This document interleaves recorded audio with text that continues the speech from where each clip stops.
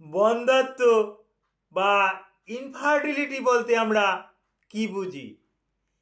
এই বন্ধ্যাত্ব বা ইনফার্টিলিটি অর্থাৎ সন্তান আসছে না, এর কারণটা কি? একটা সময় ধারণা করা হতো যে এই সন্তান যে হচ্ছে না এর জন্য তো মহিলারাই দায়ী। পুরুষদের কোনো কি ত্রুটি থাকে?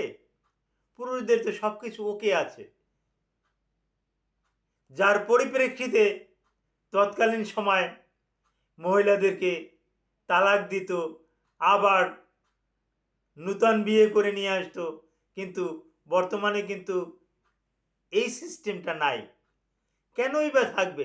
চিকিৎসা বিজ্ঞানের উন্নতির পরিপ্রেক্ষিতে এখন দেখা যাচ্ছে 50-50 চান্স, যেখানে ইনফার্টিলিটি পুরুষদেরও আছে, 50% মহিলাদেরও আছে।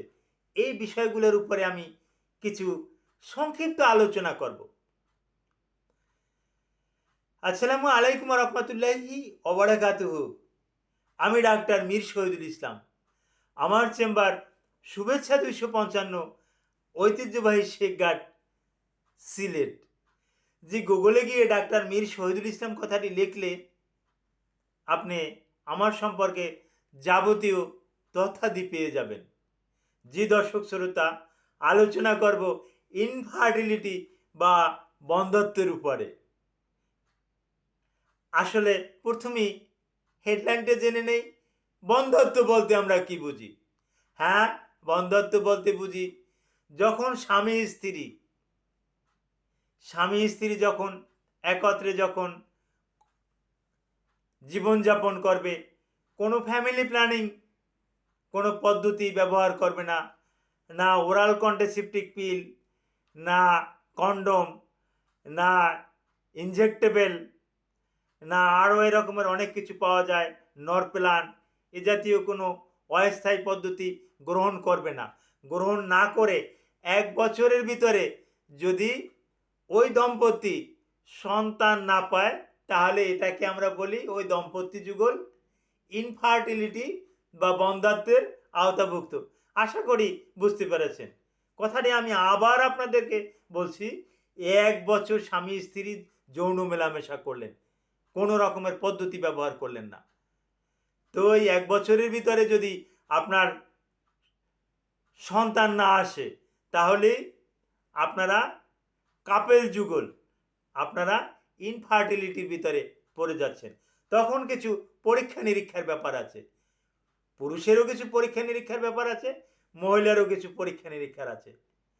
পুরুষের যে পরীক্ষাগুলো আমরা করে থাকি সাধারণত সিমেন অ্যানালাইসিস, অর্থাৎ বীর্য পরীক্ষা করে দেখি বীর্যের মানটা কত, সে কি ঠিক আছে কি না, অলিগোস্পার্মিয়া, অ্যাজোস্পার্মিয়া বা এরকমের কোনো সমস্যা আছে কি না, এবং ওই টোটাল কাউন্টিং 15 মিলিয়নের কম আছে কি না, এটাকে কিন্তু আমরা দেখে নেই।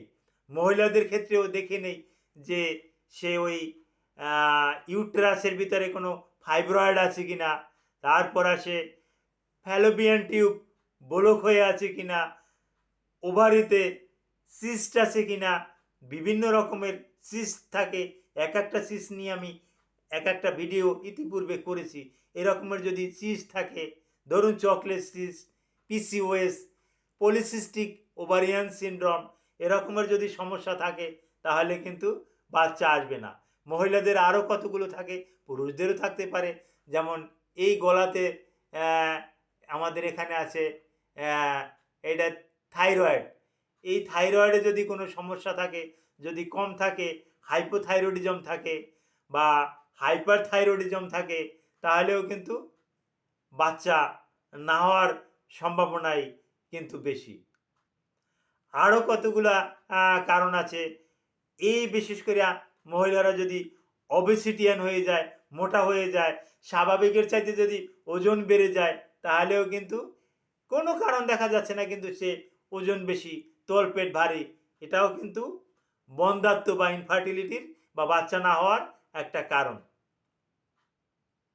পুরুষের ক্ষেত্রেও এই রকমের ওই স্পাম কাউন্টিং যদি কম থাকে এবং যদি স্পামে যদি 5 সেল যদি বেশি থাকে, মহিলাদেরও যদি ভ্যাজাইনায় যদি বড় ধরনের কোনো একটা রোগ থাকে, সিফিলিস, গনোরিয়া, এসটিডি এরকমের যদি সমস্যা থাকে, ভ্যাজাইনায় ইনফেকশন থাকে, তাহলেও কিন্তু ইনফার্টিলিটি হচ্ছে এবং হতে পারে। তো আশা করি ইনফার্টিলিটির উপরে আপনাদেরকে একটু স্বচ্ছ ধারণা দিতে পেরেছি।